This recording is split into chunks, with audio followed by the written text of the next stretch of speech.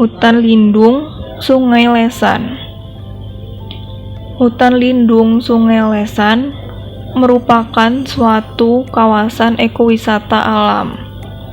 Sebagaimana kegiatan yang sudah berlangsung di Hutan Lambu Sangu, Buton, Sulawesi Tenggara, dan berbagai negara di dunia, ekowisata Opwol di Hutan Lindung Sungai Lesan untuk para pelajar sekolah menengah terdiri atas kegiatan pelatihan, pengamatan satwa, dan juga survei sederhana. Hutan Lindung Sungai Lesan ditetapkan statusnya sebagai hutan lindung pada tahun 2014. Sebelumnya, wilayah ini merupakan areal pegunungan lain, dikarenakan potensi keragaman hayatinya. Pada tahun 2001, hutan ini masih dikelola oleh HPH. Kemudian di tahun 2002, The Nature Conservancy atau TNC melakukan survei keragaman hayati dan menemukan populasi orangutan yang masih banyak di hutan lindung Sungai Lesan. TNC bersama Fahutan Unmul kemudian mengusulkan hutan bekas tebangan ini sebagai kawasan perlindungan orangutan dengan status waka alam. Usulan ini masuk dalam RT/RW Kabupaten Berau pada tahun 2001 sampai 2011.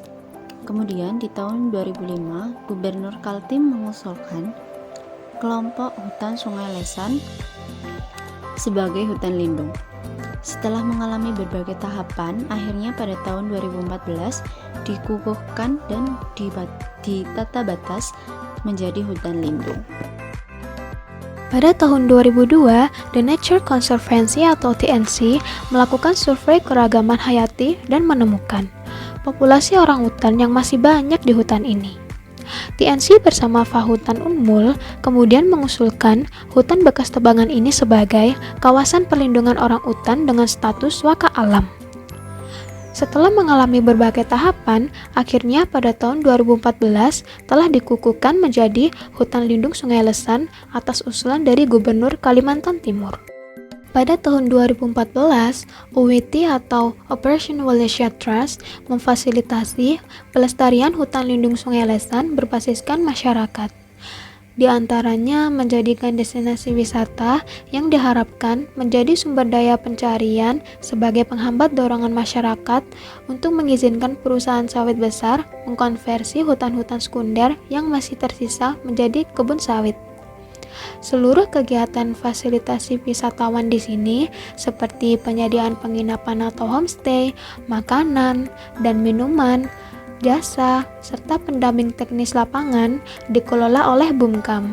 Sedangkan pemasaran kegiatan ekowisata dan fasilitas kedatangan wisatawan dilakukan oleh Operation Wallacea atau Opwol. Kawasan ini terletak di Kecamatan Kelai, berada dekat Jalan Poros Tanjung Redep Muara Wahau, dikelilingi 4 kampung yaitu Sidobangen, Lesan Dayak, Sungai Lesan, dan Merapun. Kawasan ini sendiri diapit oleh 2 sungai, yaitu Sungai Kelai di bagian timur dan Sungai Lesan di bagian utara dengan debit menurun sepanjang tahun. Walau dahulu hutan ini sering ditebang, namun masih memiliki keragaman hayati tinggi, didukung kondisi alam dan budaya masyarakatnya yang cukup menarik.